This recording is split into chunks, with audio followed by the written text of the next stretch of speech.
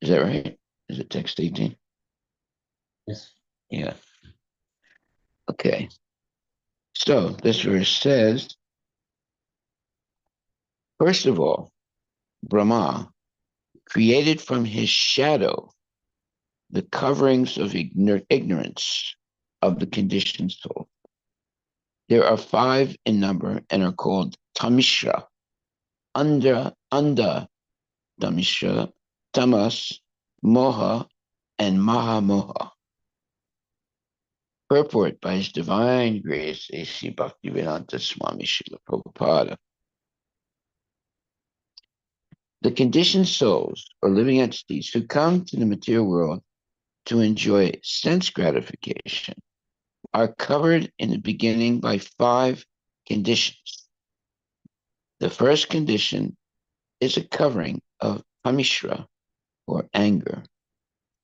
Constitutionally, each and every living entity has minute independence.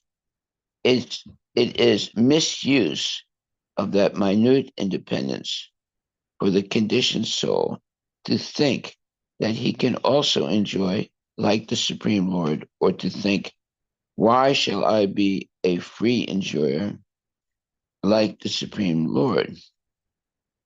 I'm sorry. Why shall I not be a free enjoyer like the Supreme Lord? This forgetfulness of his constitutional position is due to anger or envy. The living entity, being eternally a part and parcel servitor of the Supreme Lord, can never, by constitution, be an equal enjoyer with the Lord. When he forgets this, however, and tries to be one with him, or meaning the Lord, his condition is called Tamishra. Even in the field of spiritual realization, this Tamishra mentality of the living entity is hard to overcome. In trying to get out of the entanglement of material life, there are many who want to be one with the Supreme. Even in their transcendental activities, this lower grade mentality of Tamishra continues.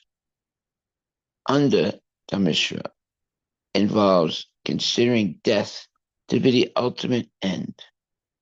The atheists generally think that the body is the self and that everything is therefore ended with the end of the body.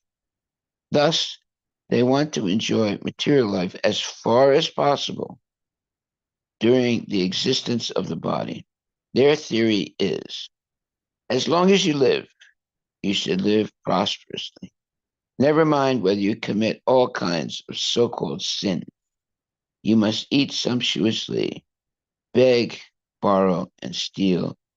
And if you think that by stealing and borrowing, you are being entangled in sinful activities for which you will have to pay, then just forget that misconception, because after death, everything is finished.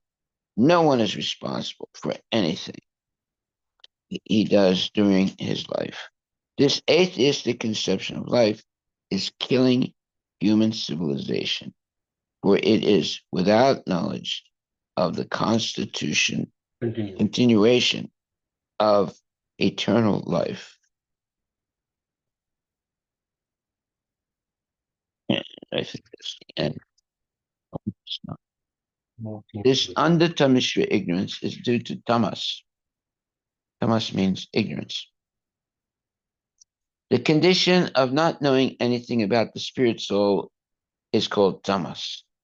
This material world is also generally called tamas because 99% of its living entities are ignorant of their identity as soul.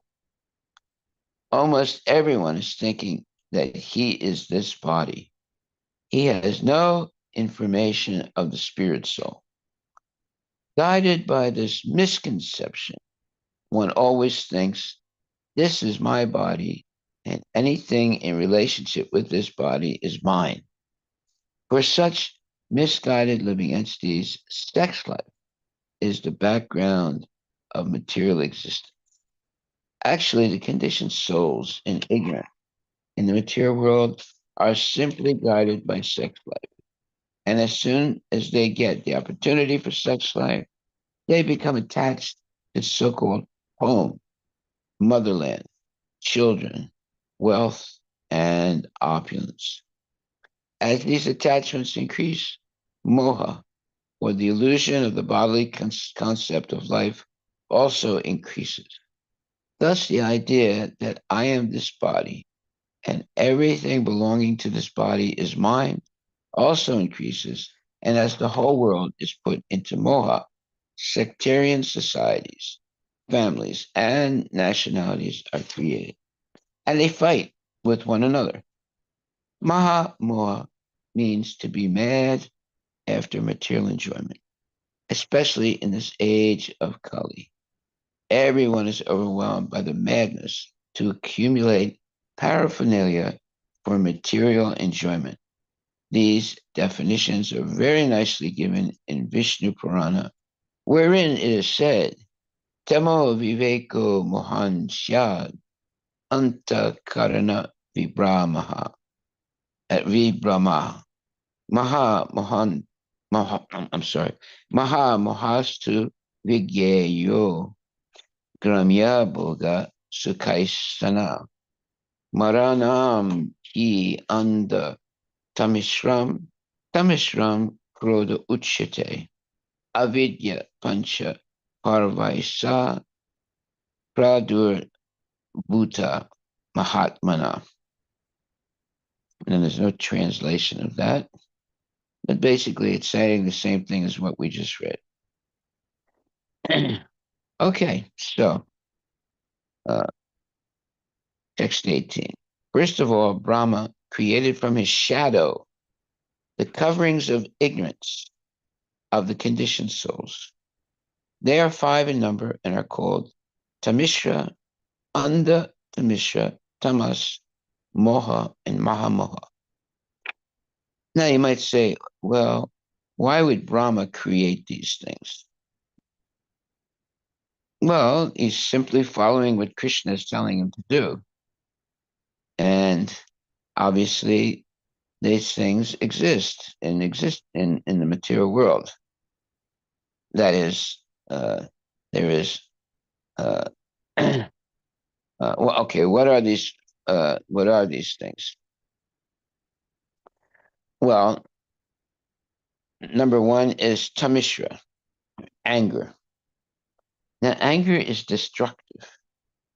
When someone becomes angry, they do not have control over what they're doing. And they say things and do things that they will regret later on. But while they're angry, they're not conscious of the consequences of what they're doing. And then later on, when uh, the results of their anger become apparent, oftentimes they feel sorry. But there are different levels of anger. Sometimes people are so angry, they start killing other people. And sometimes that killing in uh, uh, is not it's indiscriminate. Yeah, it's not a people that you know. It's just anybody, and that happens more than you think. They just get angry and want to kill people. So these are coverings of ignorance of the conditioned souls. Now you might say, well, why are there coverings of ignorance? Why doesn't Krishna just give people knowledge? Why is he covering them with ignorance? And that's a good question. However, uh, everybody has what's called limited free will. Limited free will. In other words, you have a limit to how much free will you have. That means doing things that you want to do. Like, for example, you might want to uh, steal a car. No, let's say you might want to have a car, but you can't afford to buy it. So you're limited because you don't have the money to buy a car or a specific kind of car. So everybody is limited. Even the richest people in the world are limited. Why? Because there's no limit to how much greed they have to own things. And sometimes they fail in getting what they want. So, and that's normal because you can't always get what you want. There's always going to be limits based on one's karma. So, if you want to get a lot of things, you would have to first purify your previous karma, and then, uh, by the mercy of Krishna, there's unlimited things that you can have. Just like Prabhupada, he comes to the United States with a few dollars, $7, but because he came not to become rich, he came to spread Krishna consciousness. That was his main purpose, to make people aware of Krishna. And if they were willing to become fully trained devotees. So although Prabhupada only came to America with like $7,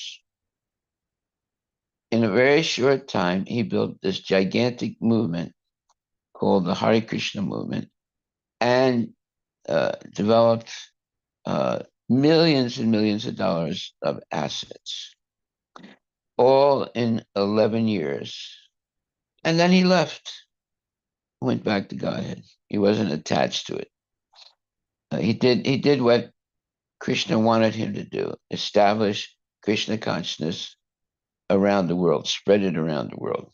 Because this was the prophecy of Lord Chaitanya. Lord Chaitanya said that this movement, Hare Krishna movement, would spread all over the world. Now, he spread it mostly all over India. And then uh, other pure devotees came and spread it more. But Srila Prabhupada was able to spread it all over the world because it's not that he was greater than the previous acharyas, it's because he was empowered to do it because of his complete surrender to Krishna. So these things depend on the degree of surrender we have to the Lord. The more you surrender to the Lord, the more capacity the Lord gives you to spread the movement and preach Krishna consciousness. So some people are very, very surrendered. Some people are somewhat surrendered. Some people are not surrendered. So depending on how much we surrender to the Lord, we can spread the movement of the Hare Krishna Maha Mantra. Okay, so then we can understand how Prabhupada was uh, completely surrendered to his guru and to Krishna. And therefore, he was given the power to uh, spread this movement all over the world. Now, uh, there are 5 coverings of ignorance of the conditioned souls. Now, whose condition? What does that mean, a conditioned souls? That means that they are attracted to material things. And there are 5 coverings then, 5 different levels of covering due to their attraction to owning and exploiting material things. And what are they? They're called Tamishra, Anda Tamishra, Tamas, Moha, and Mahamoha. So what are these things? Well, the first covering is Tamishra, anger. Now, have any of you ever become angry? Huh? Yes. You become angry sometimes. Yeah. You see, everybody gets angry sometimes. That's called tamishra. What is that? It's a covering. What is it covering? It's covering your pure consciousness and with darkness. Darkness means ignorance. Now, when you get really angry, so some people get really, really angry, they can even kill someone else. And they can go on a killing spree, indiscriminately killing other people, and then killing themselves. This happens a lot. Why don't you look that up? Uh, man kills his family members and then goes on a uh, rampage, killing other people, and then kills himself. So, why do people do that? Because they get angry. Now, we have to understand what that means, this tamishra. It's a covering of one's intelligence. It says here, first of all, Brahma created from his shadow the coverings of ignorance of the conditioned soul. There are five of these coverings of ignorance, and are called tamishra, anda tamishra, tamas, moha, and maha moha. You see anything there? Maharaj, this article about Jonathan Kennedy. He shot his wife Yeah, and three of his sons, aged between 12 and 18, and then killed himself. there you go. You see, he kills his wife, his sons, and he kills himself. Why didn't he just kill himself? Why does he have to kill his wife and son? You see, because he's angry and he's covered by ignorance. And there's five coverings of ignorance. There's tamishra, andatamisha, tamas, moha, and mahamoha. And we're going to hear what those coverings are.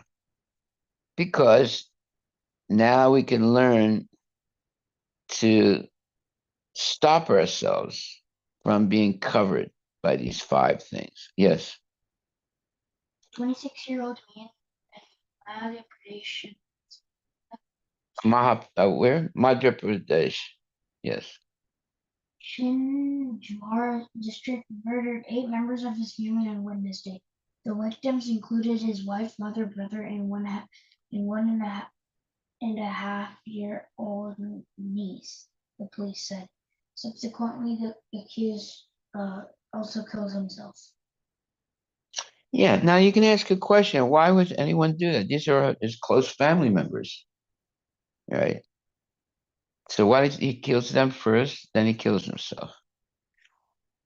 And this happens more than you think, right?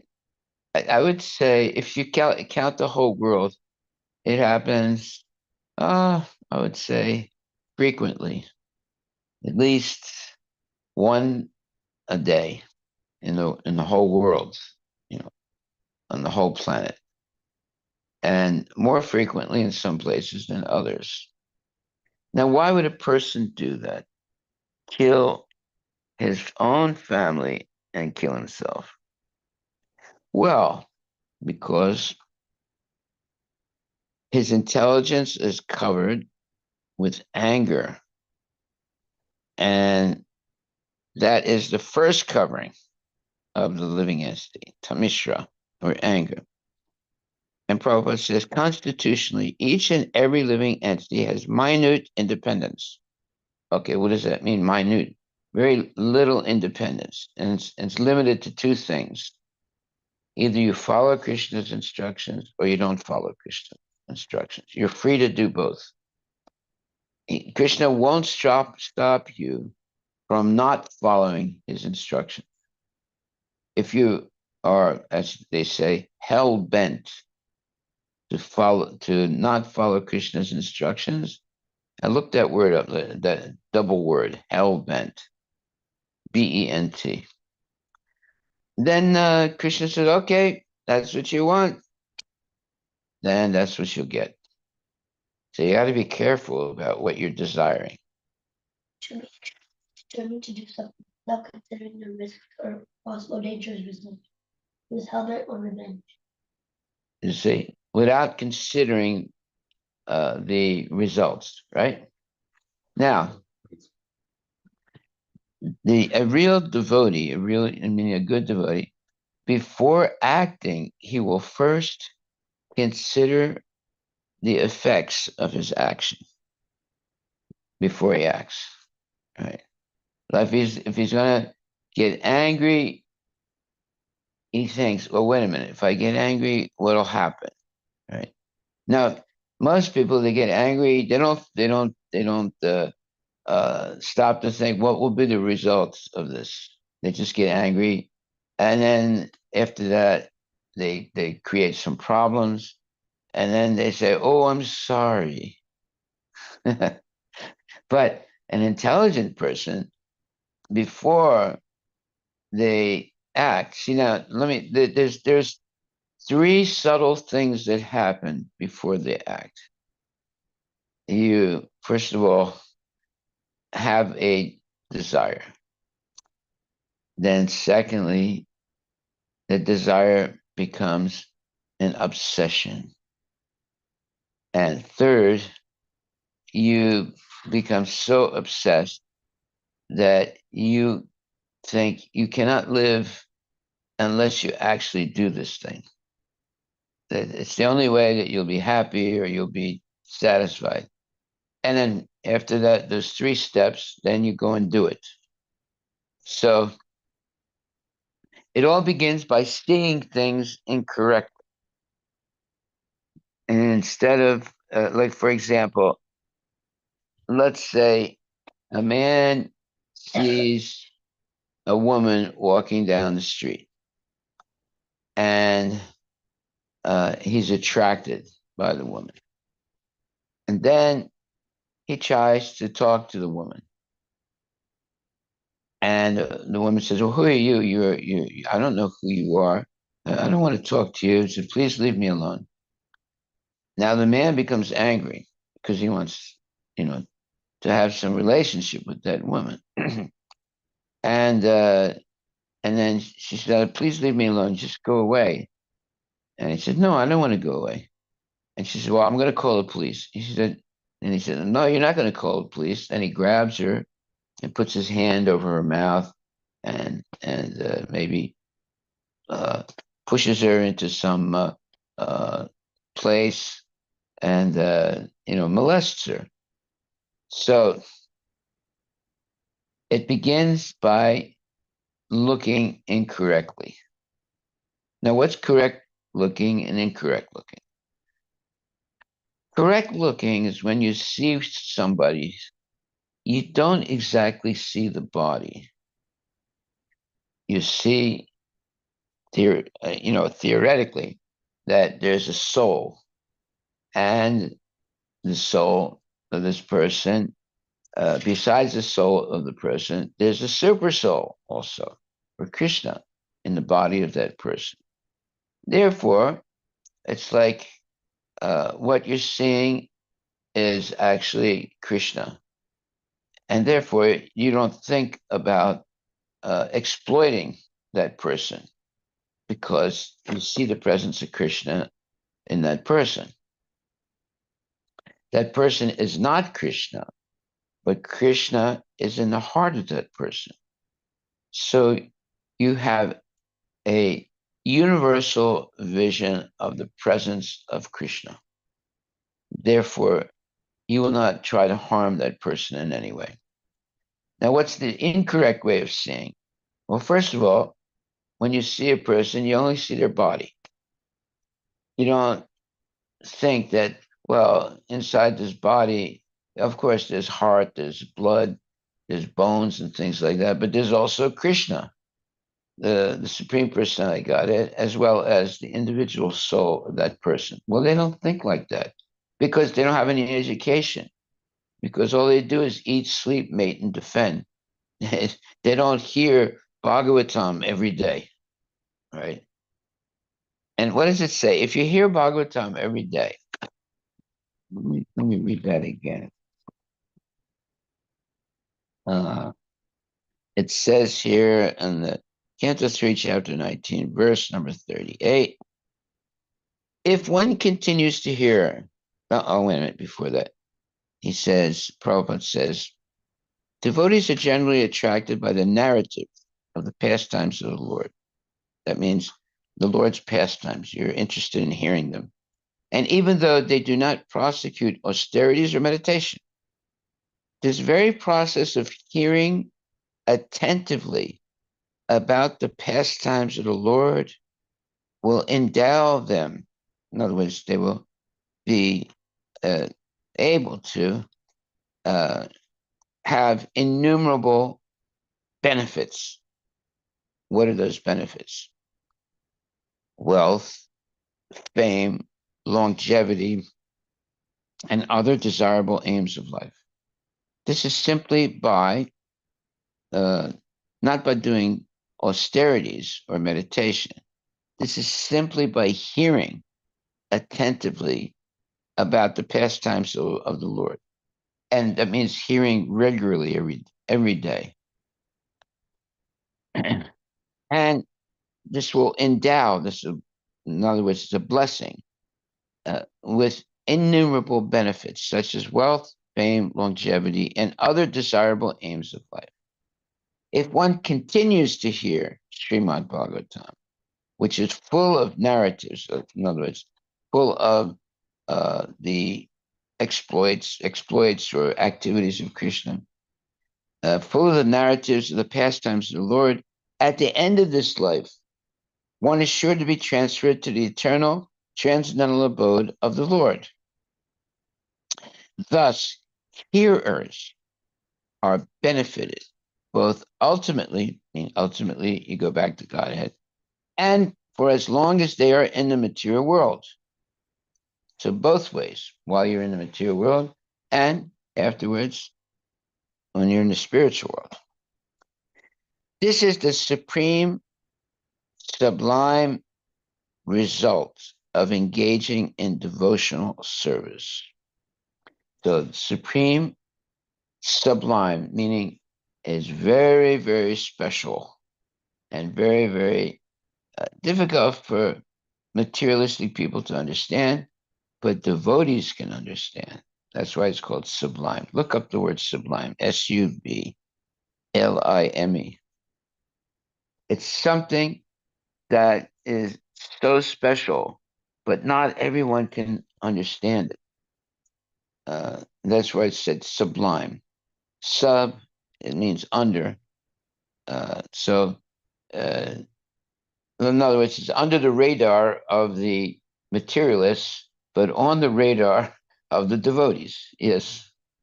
Of such excellence, grant of such excellence or beauty as to inspire great admiration or awe. Okay. Sublime. Uh, it's something that's so wonderful that it inspires you. Or beauty as to inspire great admiration or awe. Right. And it's inspirational. Right. Okay, so uh, simply by hearing, you don't have to do meditation. You don't have to perform austerities. You simply have to hear attentively. Now, hearing attentively is different than hearing. Sometimes people are hearing things, but they're not really focusing on what they're hearing. But then there's attentive hearing, where you're really focusing on every word, every syllable, in fact, of what you're hearing.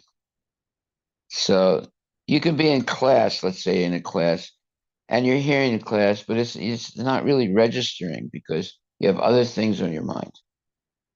But when you hear attentively, you eliminate all those other things and you just focus on what's being said. Then that is attentive hearing. So this is what we should learn by coming to class. how to hear attentively.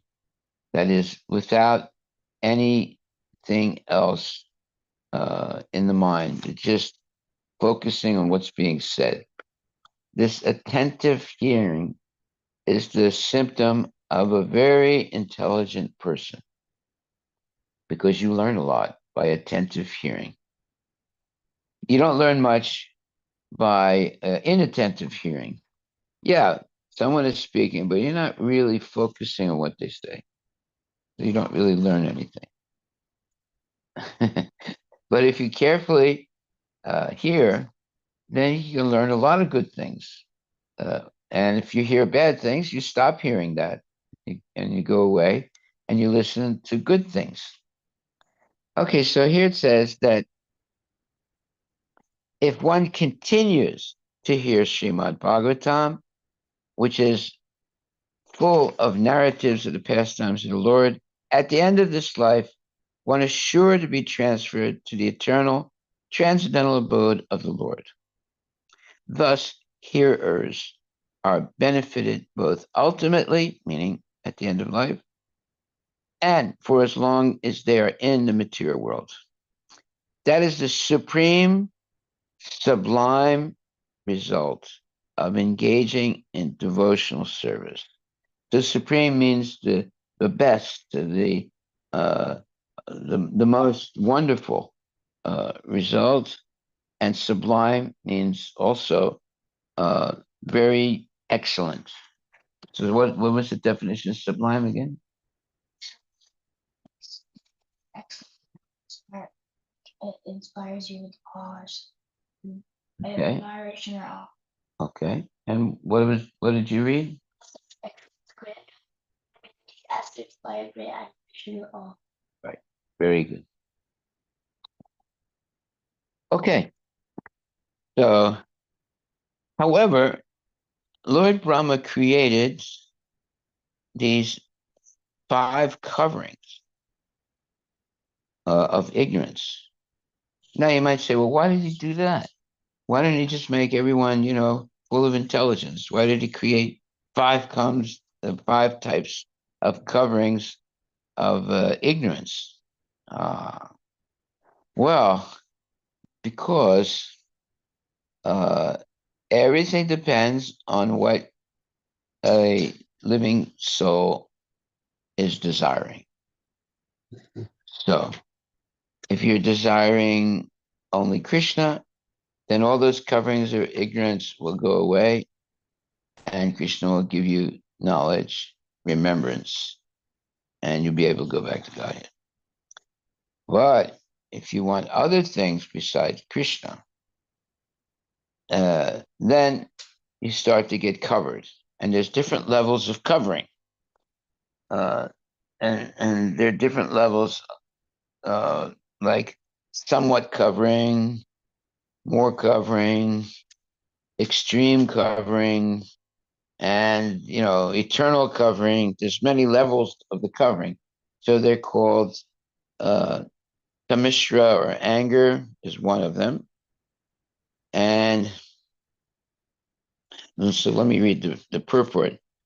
So the conditional soul, well, first of all, it says there's five kinds covering: Tamishra, Anda Tamishra, Tamas, Moha, and Mahamoha.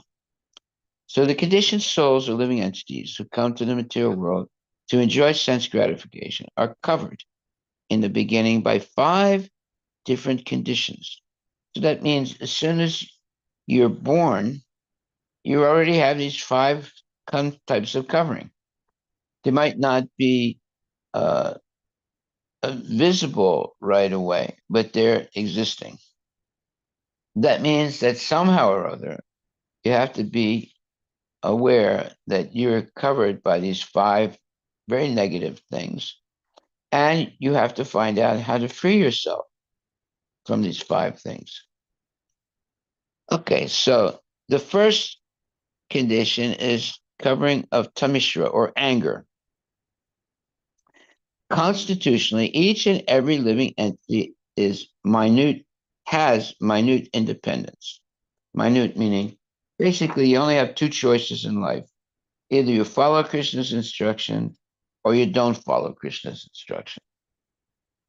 So that's why it says minute independence, very little independence. You only have two choices.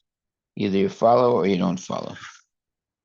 It is misuse of that minute independence for the conditioned soul to think that he can also enjoy like the Supreme Lord, or to think, why shall I not be a free enjoyer like the Supreme Lord?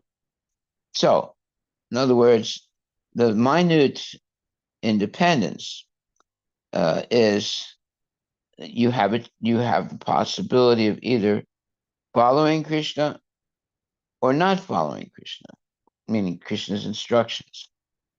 So uh, when a person doesn't want to follow Krishna's instructions, he or she develops the illusory idea that they can be happier by not following Krishna's instructions. They can eat meat, they can have illicit sex, they can gamble, they can do whatever they want, they can kill someone, whatever. So and that means that they're covered by ignorance. And the first covering of that ignorance is anger. So everybody has a minute independence. It is misuse of that minute independence for the conditioned soul to think that he can also enjoy like the Supreme Lord, or to think, why shall I not be a free enjoyer like the Supreme Lord? Well, that would be misuse of our minute independence. So minute means very little. And what is it? You only have two choices. Either you're going to follow Krishna or you're not going to follow Krishna. If you decide not to follow Krishna, then you're misusing your minute independence. And when you do that, uh, you begin to suffer. In other words, this forgetfulness of his constitutional position is due to anger or envy. All right, now there are results when you become, when you don't follow Krishna's instruction. You will gradually develop anger and envy. Envy means you're jealous of other people and you want to have what they have. And envious means even if you get what they have, you not satisfied. You want them to lose what they have. Then you become happy. So envious people are very dangerous, very, very dangerous. They don't stop by having the same thing that the other person has. They're only happy when that other person also loses what they have. See? So then you're really in the clutches of Maya now when you think like that. Okay, so uh, this forgetfulness of his constitutional position. What is the constitutional position? What does that mean? It means that we are all uh, subordinate to Krishna. He's the supreme personality of God. We can never be equal or greater than the Lord. We're always going to be subordinate to the Lord. That's our position.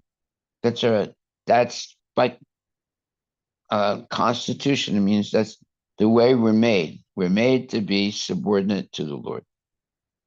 And if we try to be equal or greater than the Lord, that is not our natural position. So it's a false position. Just like Hiranyakashipu, he wanted to be greater than the Lord, right? So obviously he got away with it for a little while and then he was destroyed. And you see, like Hitler wanted to be greater in a sense than the Lord. Well, he was smashed. And so many people, Alexander the Great, sometimes in school we used to say Alexander the Grape. uh, so yeah, he was great. He conquered so many countries, but in the end, he lost everything. So he wasn't so great. So there are many people in the past that were great, it's a conquerors, but in the end, they lost everything, and they're just lost in the annals of history.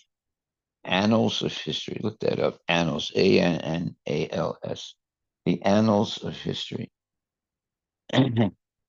So, uh, if we understand who we are constitutionally, that means who uh, we are always subordinate to Krishna.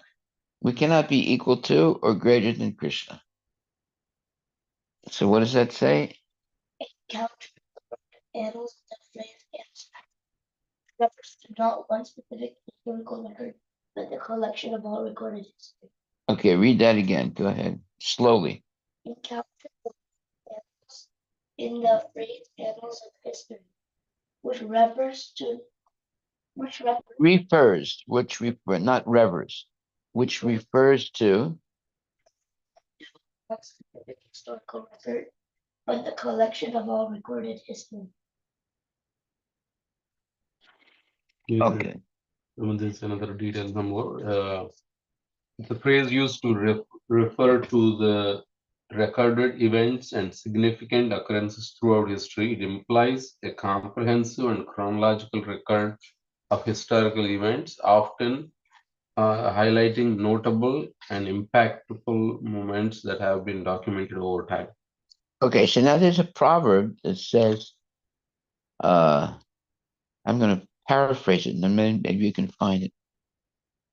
One who forgets or ignores what has happened in the past will make the same errors in the present. Present.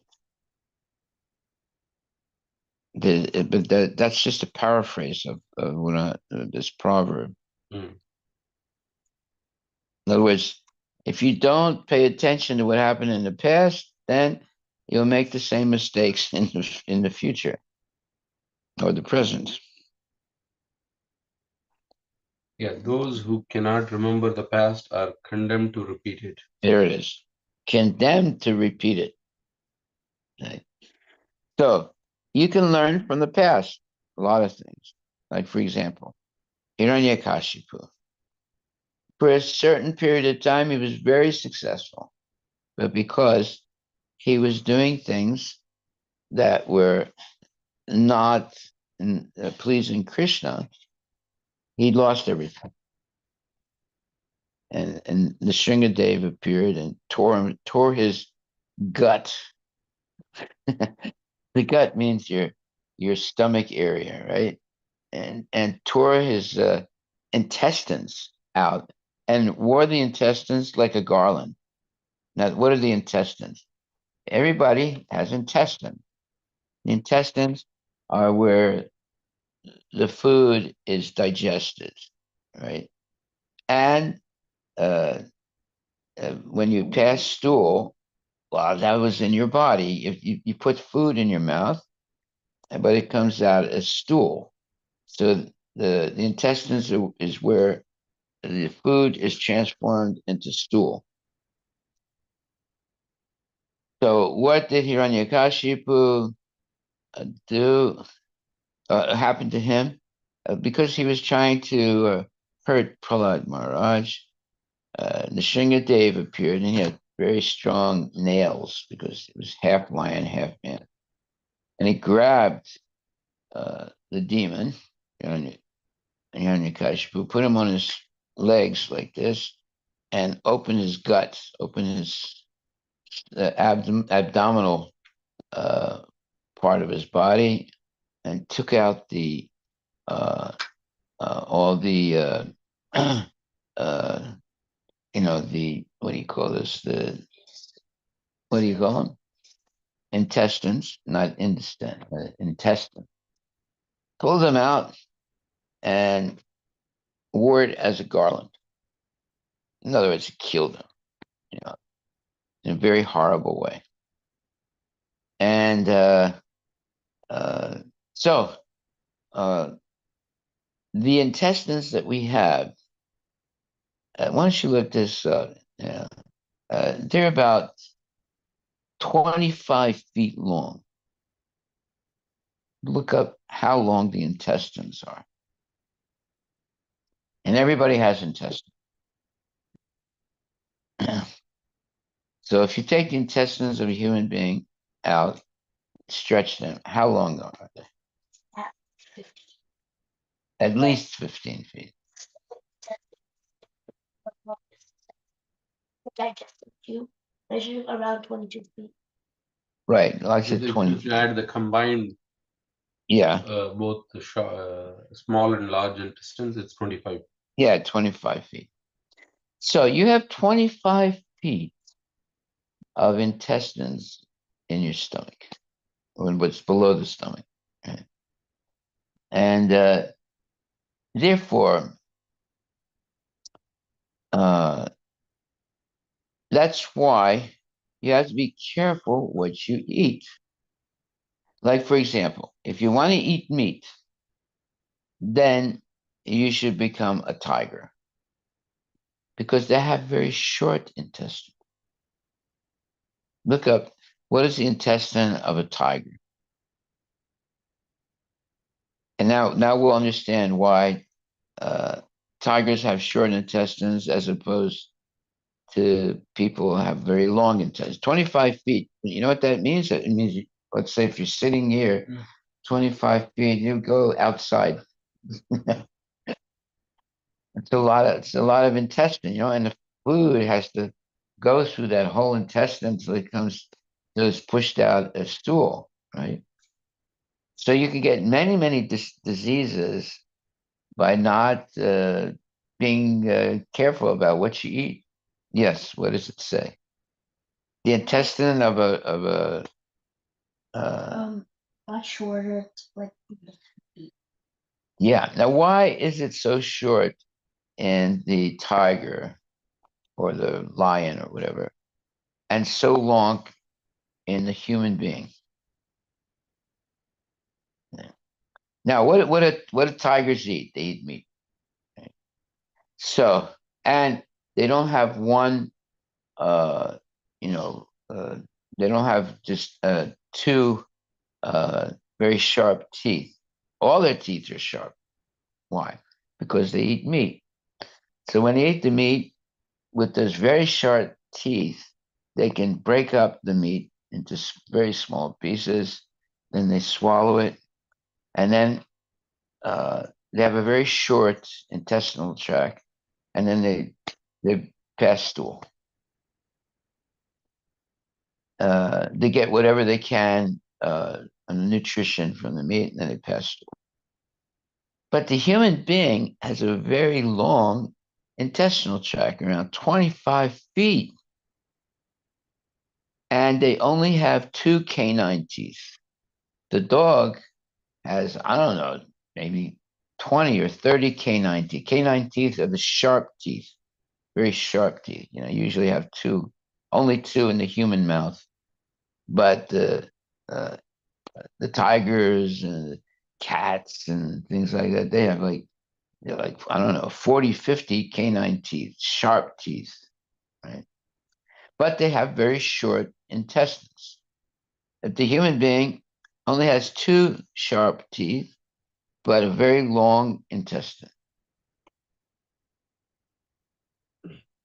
So what happens if you have only two canine teeth and very long intestine?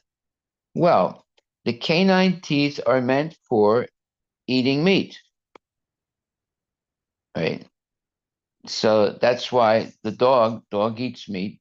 He's got, I don't know, 20, 30 canine teeth. All his teeth are, almost all his teeth are canine teeth, very sharp. But he has a very short intestine. So he'll eat a piece of meat and chew it as much as he can. And then when it goes into his intestinal tract, it's more or less quickly eliminated as stool. But the human being only has two canine. and all the rest of the teeth are more or less flat, or they're not sharp. And it's a very long intestinal tract. Therefore, he doesn't have a body that's meant to eat meat. He has a body that's meant to eat vegetables and fruits and things like that, because he doesn't have all the teeth that an animal has, and he doesn't have a short intestine like animals do. He has a long, very long intestine, or we have very long intestine. So what happens? All right. Uh, when people start eating meat and other junk foods and things like that, they don't properly digest it. And what happens? The food putrefies in the intestines, because the intestines are 25 feet long. The food has got to go through that whole intestine, and it putrefies. And what happens? They start having what you call farts. You know what a fart is? Yeah. They start passing bad air. Where's the bad air coming? It's coming from the decay of the meat in their stomach. In their intestines, not the stomach, but in the intestines. We have a very long intestine, so we're not meant to eat meat. We're meant to eat simpler things that we can digest easily, like fruits and like vegetables and things like that.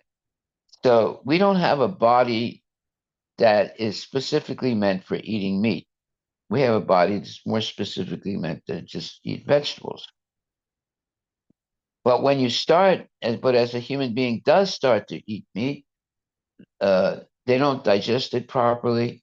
Usually, uh, they have bad smells from their mouth as well as from their anus, and they get diseases, cancer, and things like that are caused by the putrefaction of the food in that long intestine. Putrefaction means it becomes toxic. All right. So you have to remember you have a long, very long intestine, and you only have two canine teeth. The rest of your teeth are more or less flat.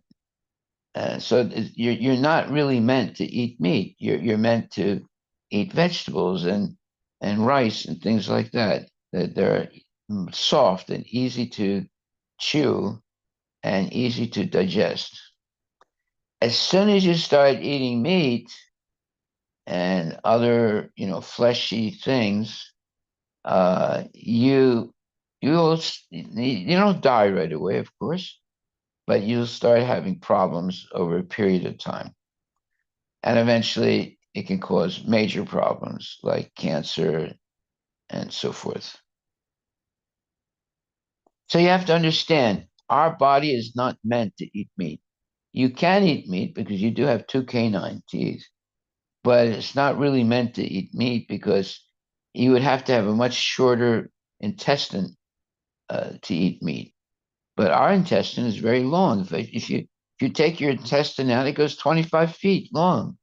That that means the food has to go 25 feet in your, below the stomach, uh, and then you pass stool. So if you eat things that you can't digest properly, it just causes bad smells, and eventually it causes sicknesses. You get constipated. That means you can't pass poop. That happens a lot to young kids.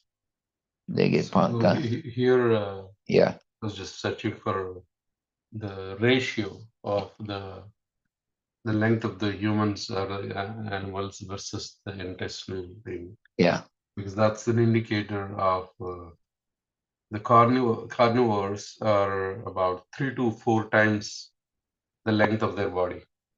yeah, Humans actually have about 6 times, and cows and horses have 10 to 12 times, and elephants have 20 to 25 times. So human beings have what, 2 times more or almost three Yeah, 2 times times more more longer than the intestine than what? carnivore.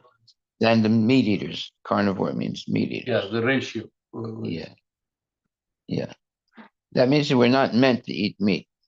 Yeah. How cows exercise and they eat grass and they're not carnivores. So it's 33 to 67 cows. Yeah, but why? Because they're basically only eating grass. Yeah. And they have to be able to. Grass has cellulose in it. Grass is mostly made of cellulose. So it's very hard to digest cellulose. Human beings cannot digest cellulose. Cows can. That's because, but first of all, they have 4 stomachs.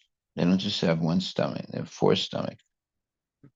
And then they can chew and swallow, and then they regurgitate what they swallowed and chew it even more. That's why you see cows will be chewing all day long.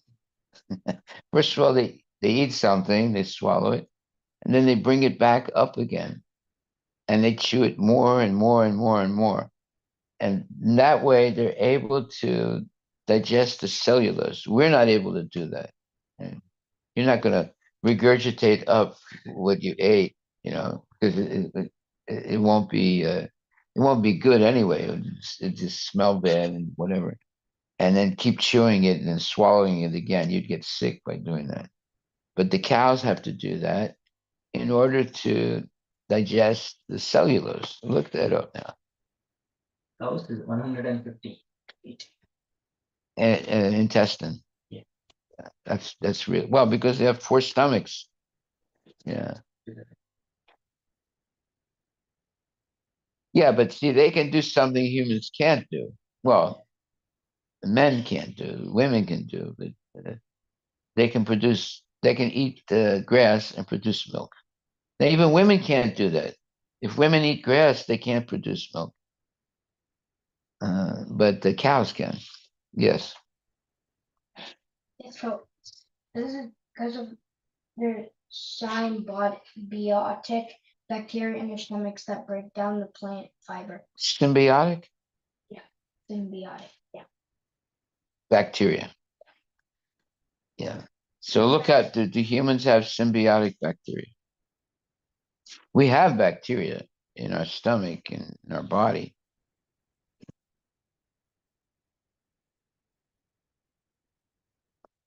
We're getting a lecture in huh? Biology. Biology.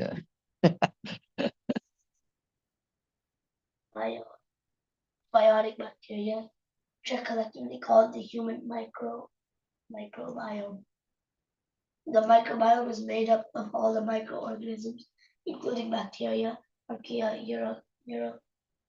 eukaryotes, and viruses that live on the human body. The microbiome varies between individuals and regions of the body and changes over time. Okay. The microbiome. Yeah. Anything else? Yes, humans have a symbiotic relationship with bacteria, which are Okay, let's understand what symbiotic means. Symbiotic means that you have a relationship with something else. So in your stomach, you have bacteria, right? And there can be worms also and so forth. So symbiotic means you're sharing things together. And it's something that helps each other. Yes. So the worms or the bacteria in your intestines. I don't know about the worms, but you definitely have worms also. But the bacteria in your intestines are helping you digest the food.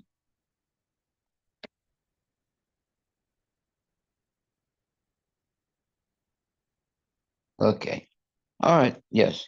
I searched up the same thing, how do cows digest cellulose, and it gave added more to the answer.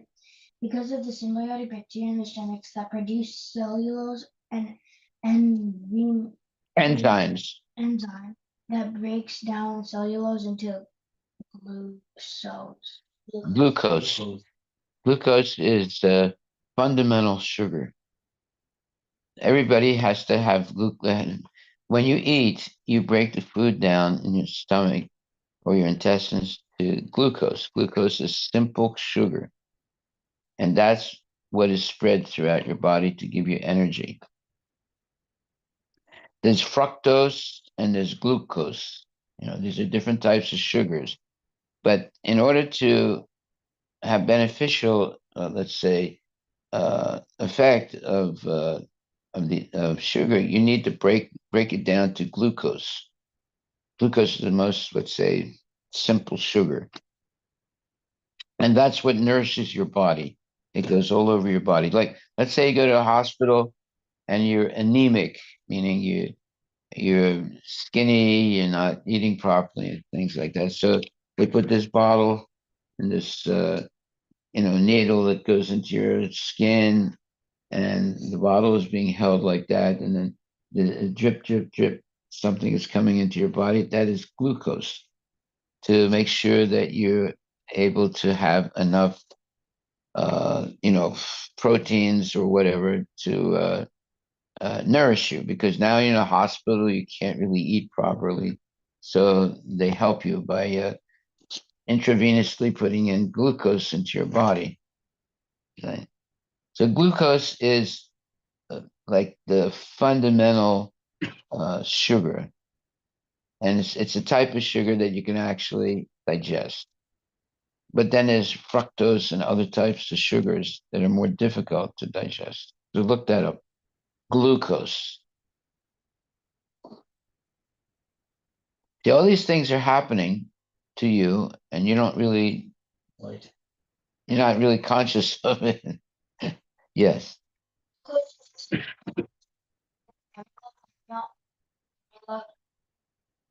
C6H1206. Yeah. So C6H12. H12. H is the hydrogen. The first is carbon, And the last one, 06. oxygen. So it's what you would call a basic or simple sugar. Yeah. There's carbohydrates of ubiquitous Ubiquitous. energy sources from every organism worldwide are essentially to fuel aerobic and aerobic cellular. So there's anaerobic and aerobic. So anaerobic means lack of oxygen, and aerobic means there's oxygen. Cellular to respiration in simple and complex molecular forms.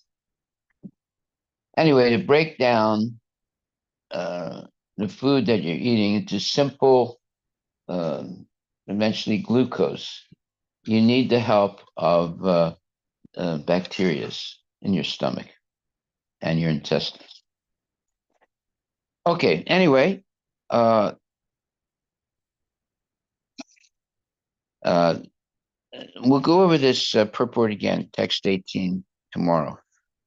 There's a lot of interesting things in this purport.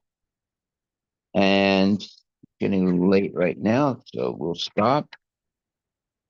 Your homework. I'm going to start giving you homework. Your homework is to read this purport again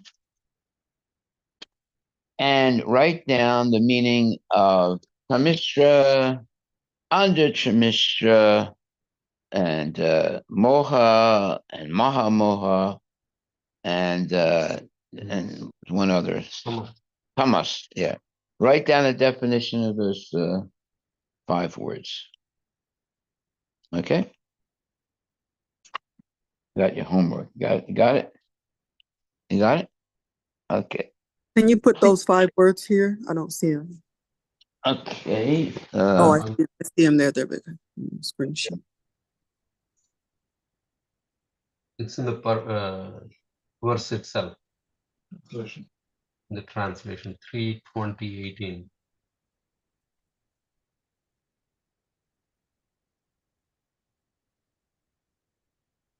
Okay. Thank you very much. Chant Hare Krishna and be